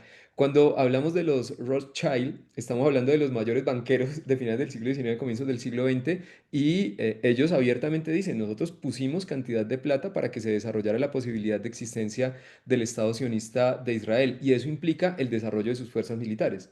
Entonces, casi siempre se presentaba como un David contra Goliat, un enfrentamiento entre el naciente Estado sionista y las burguesías árabes superpoderosas, ¿no? Las burguesías árabes no eran superpoderosas, no tenían un ejército siquiera digno en ese momento. Algunos dicen que inclusive los ejércitos más grandes del mundo árabe eran los que estaban asociados a tropas vinculadas con el imperialismo, bien sea francés o inglés. Es decir, que cuando se produce el enfrentamiento en 1948, ya ha venido todo un proceso de más o menos unos 20, 30 años de fortalecimiento del Estado sionista, de constitución de grupos armados, de entrega de armas por parte del imperialismo y por cuenta propia a lo que va a ser luego las fuerzas de defensa de Israel, y el enfrentamiento es desigual. Es decir, son campesinos palestinos con un par de armas en la mano y seguramente uno que otro apoyo de las naciones árabes en contra de una potencia armada que va a tener desarrollos impresionantes. Pues tanto así que Israel hoy en Medio Oriente es el único país que tiene armas nucleares. O sea, se acusa a Irán de intentar tener desarrollos hacia las armas nucleares, pero no tiene. Quienes tienen son los israelíes. ¿Se les hace control a las armas nucleares en Israel? No. No, no, no, allá no va ningún ente internacional a controlar, ni siquiera sabemos cuántas ojivas nucleares tienen. Entonces, desde ese periodo hacia acá, el flujo de recursos, eso también hay estadísticas al respecto, con relación al fortalecimiento del Estado sionista, ha sido impresionante. Y particularmente en el último periodo de parte de los Estados Unidos. Listo. Stephanie está levantando la manita. Ya ahí puedes. Hola, bueno, es que pues aunque sé que estamos en el contexto, eh, de todas maneras fue inevitable no pensar, un momentico, ya voy. Fue inevitable no pensar en algo cuando tú hablabas de los paramilitares sionistas, y era pues, no sé si puedas de pronto un poquitico, aunque sea, cómo se relaciona concretamente este accionar paramilitar sionista con el conflicto armado colombiano, que de todas maneras tengo entendido que hay una relación histórica también con Israel en relación a esto. No sé si de pronto un poquito de eso también pudieras compartirnos. Sí, sí, sí. De hecho, no solo con relación a Colombia, sino a varios países de América Latina, se conoce pues ampliamente que Israel es productor de armas, ¿no?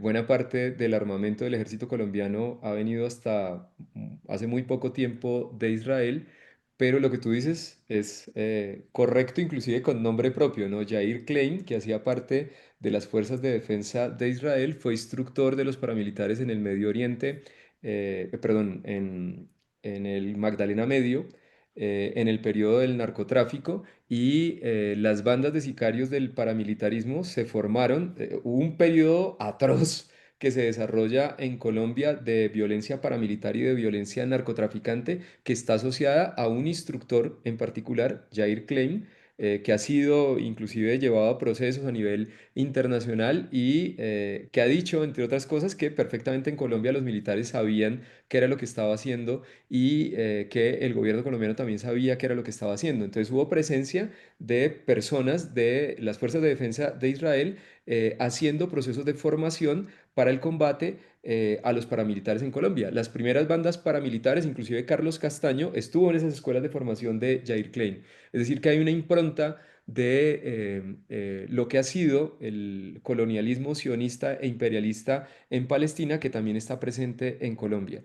Y esos vínculos, hay sectores de la política colombiana que no tienen ningún problema en defenderlos. Recientemente vimos a el expresidente Iván Duque, que es una vergüenza absoluta, parado al lado de Benjamín Netanyahu diciendo, los colombianos somos amigos de Israel, e Israel es amigo de Colombia. No, nosotros no somos amigos de Israel. Será amigo él y el grupo con el que él seguramente anda, que fueron de los que seguro en su periodo, es decir, personas vinculadas a ese tipo de posición política, las que trajeron a Jair Klein para el desarrollo de los grupos paramilitares en Colombia. Pero sí ha habido un vínculo entre sectores de la derecha colombiana con Israel. Y eso se expresa en esa última foto que se toma este siniestro personaje con el genocida Netanyahu.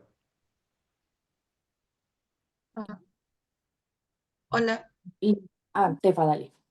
Perdón, no, pues es que yo quería como mencionarle a la compañera que hizo la pregunta, que pues el profe sí ya nos hizo como un acercamiento, ¿cierto? Un breve resumen, que igual en la última jornada de formación, pues o sea, en la actividad de cierre de la jornada de formación, vamos a ver más profundización precisamente de este tema, el relacionamiento eh, mejor, de la influencia y el relacionamiento que hay con la lucha que lleva hoy el pueblo palestino con pues la vivencia del territorio colombiano. Entonces, pues nada, para estar pendiente de la última sección. Sí, justo con lo que dice Tefa y antes también ya de que participe Paula, que es la compañera de la flotilla, estas son las sesiones que vamos a tener. Entonces la primera ya la pues culminamos, la segunda vamos a hablar del tema de la religión y yo quiero explicar algo y es que estas sesiones salen también como argumentos que la gente usualmente dice para desmeritar y para promover el genocidio en Gaza, ¿cierto? Nosotros pues logramos como identificar algunos elementos muy particulares en el eje cafetero, por ejemplo, la tradición religiosa, la tendencia un poco al sionismo, la indiferencia social y política, digamos que entendiendo que, no sé, se dice como no, pues Gaza queda lejísimos, pues no nos vamos a preocupar por lo que pasa allí. Entonces, cada una de estas sesiones responde a algo particular de argumentos sionistas y la idea es fortalecernos argumentativamente frente a eso, ¿cierto? Creo que incluso en esa sesión se habló un poco como de usualmente se dice, pues como que en Palestina no podían convivir diferentes religiones y eso pues también pues es algo que no es cierto, entonces vamos a hablar de eso, vamos a hablar del tema de la resistencia armada porque también se ha estigmatizado un montón todo lo que se habla de Hamas, entre otras cosas. Y yo también les quería contar que pues también vamos a hacer unos escenarios con el movimiento BDS, que es el movimiento de boicot, que pues es una organización de hace muchísimo tiempo para aprender a cómo hacer las investigaciones en claves de boicot académicos, boicot de empresas. Por ejemplo, la UTP, que es la universidad donde varios de acá estudiamos, donde yo estudié, una de las únicas universidades públicas de Risaralda, y usualmente la universidad abre viajes y cursos para ir a Israel. Entonces, esta es una de las muestras, pero también ponen, por ejemplo, propagandas tipo participa y conoce Israel, ¿cierto? Entonces, con el BDS lo que se pretende es aprender a cómo investigar todos estos elementos que en el eje cafetero tienen instituciones, o sea, tienen alianzas con el Estado de Israel para también hacer elementos de boicot. Y finalmente, antes de darle paso también a Paula, yo les quiero mostrar algunos canales de información porque sé que también, bueno, también, o sea, de ese tema se está hablando absolutamente todos los días y o sea, necesitamos que se hable en voz alta, pero también hay un tema de como deshumanización y se está compartiendo como un poco contenido quizás amarillista. Entonces, este canal que se llama Let's Talk Palestine en español tiene bueno, un canal acá en computador, no sé, pero en celular sí, y todos los días están poniendo noticias de la actualidad que está pasando, o sea, en Palestina, y ellos lo que hacen es un recuento de muchos periódicos del mundo, muchas noticias, y en el canal les van informando lo que sucede. Otra otra que les queremos mostrar también es a Magdaba. Magdaba es una fundación cultural que tiene un libro que se llama Palestina en Palabras. Ese libro también, bueno, lo trajimos al eje cafetero y todas las ganancias de ese libro se donan directamente a la causa palestina. Más o menos en septiembre, octubre vamos a hacer como otro envío, bueno, otro envío me refiero a que de Bogotá lo llevamos a Pereira por si también lo quieren encargar.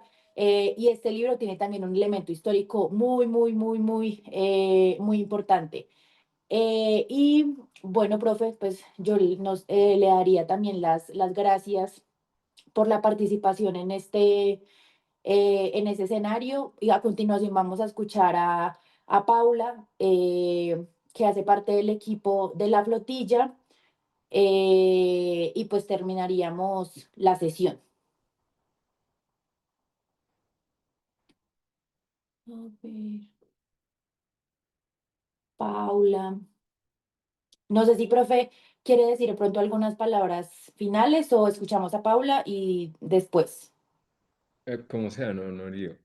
Ah, listo. Entonces, Después, por el tiempo de la compañera. y listo. Entonces, espera, yo busco. Listo. Hola, ¿me escuchan todos y todas? ¿Sí se me escucha Ya te así? escuchamos. Hola, ¿cómo Sí, están? Eh, Primero, estoy aquí en carretera, entonces perdón si el sonido no está tan bueno. Nada, quería presentarme. Yo hago parte de la articulación en Colombia a la flotilla Global Sumud, específicamente en Colombia.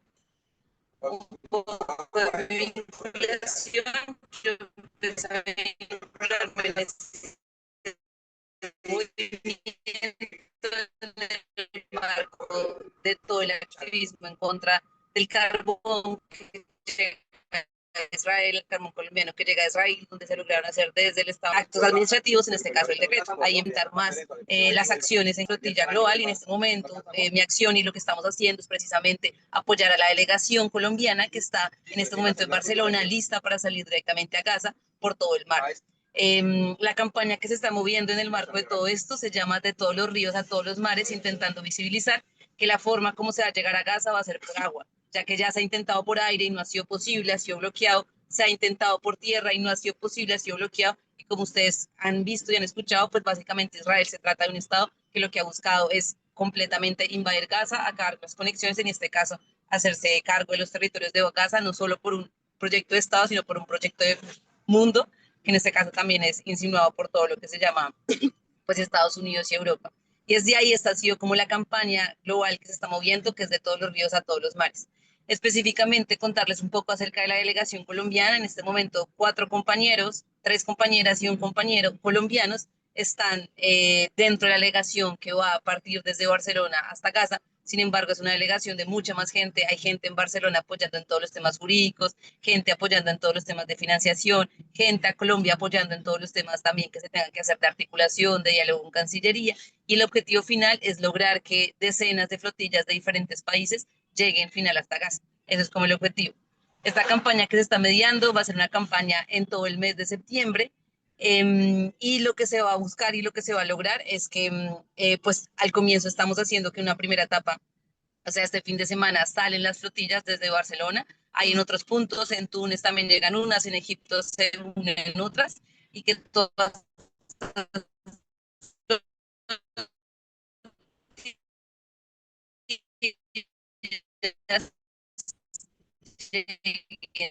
pues la idea es que a mediados de septiembre a Gaza.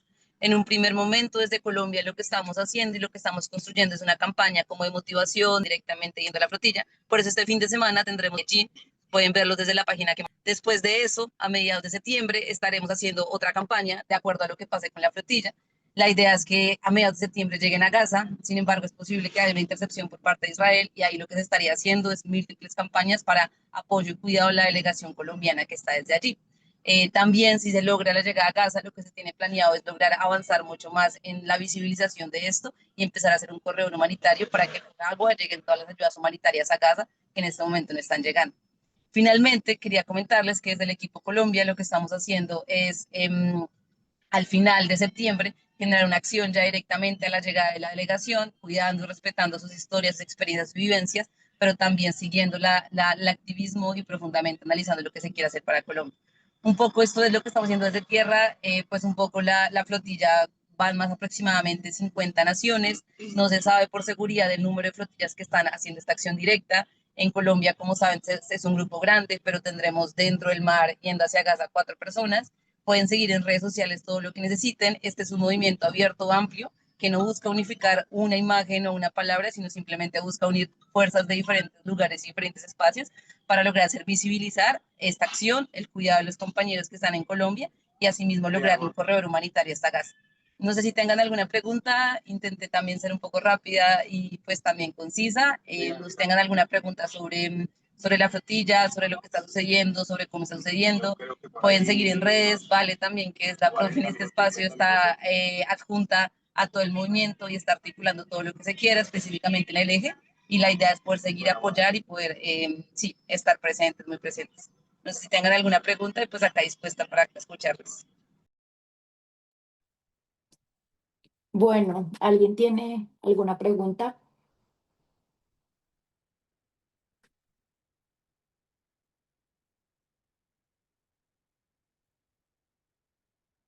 Chan, chan, chan, chan. No. Por el chat o pueden levantar la mano y les activamos el micrófono.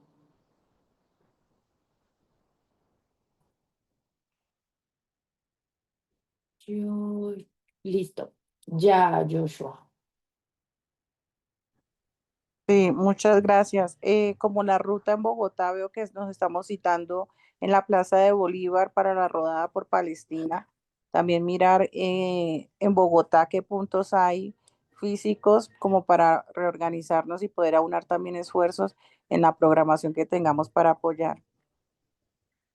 Sí, de acuerdo. En Bogotá se tienen dos acciones hoy. Primero es una rodada que va a empezar en el Simón Bolívar. Va a pasar también por la Embajada de Estados Unidos, porque ustedes saben que los múltiples nexos entre Estados Unidos y el Estado de Israel son completamente cercanos.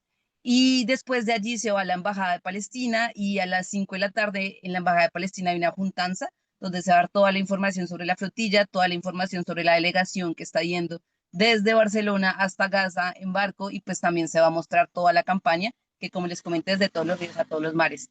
También en Bogotá mañana se va a reunir en el Simón Bolívar, hacer como una levada de cometa, hacer un partido de fútbol, también hacer un proceso de barcos de papel, como un poco haciendo anorancia a los barcos que están llegando a Gaza. Y pues eso es un poco la idea en Bogotá. Sin embargo, la idea es también descentralizar las acciones. Entonces en Cartagena también se tienen acciones en la Ciénaga, en Medellín también hay acciones en el Parque de la Resistencia, en Cali también hay acciones en el Río.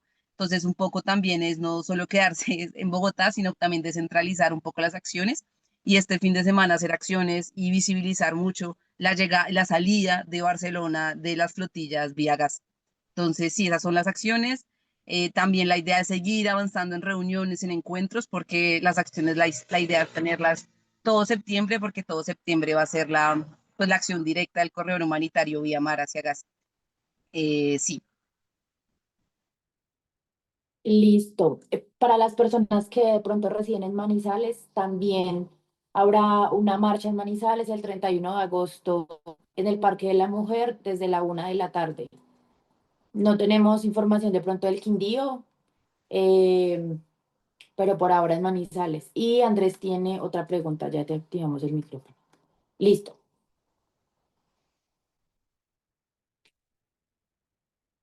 Hola, hola, sí, bueno, felicitarlos por esta iniciativa, por el movimiento, de verdad que mi respeto, es una belleza. La pregunta es, digamos que este gobierno actual, con Gustavo Petro como presidente, ha sido uno de los gobiernos que más ha apoyado este genocidio contra Palestina. No sé si de pronto a través de algún ministerio o a través del gobierno mismo han habido alianzas o se puede hacer algo al respecto para que estas voces y estas fuerzas mancomunadas lleguen a mejores puertos y con más fuerzas. O sea, haciendo, digamos, que ese respaldo tan importante de la voz que ha tenido Gustavo Petro, cosa que no ha pasado en Argentina, que ha pasado todo lo contrario, por ejemplo. Entonces, esa es mi pregunta, si de pronto han escalado por ahí o nos han abierto esas ventanas, o bueno, y felicitarlos de verdad por esto tan valioso. Muchas gracias. Claro, compa, pues por un lado esta es una acción de la sociedad civil y se ha querido meterse desde el lugar de la sociedad civil. Sin embargo, ya hay diálogos directos con la Cancillería, sobre todo porque sabemos que en la posible intercepción de Israel se requiere pues un apoyo directo de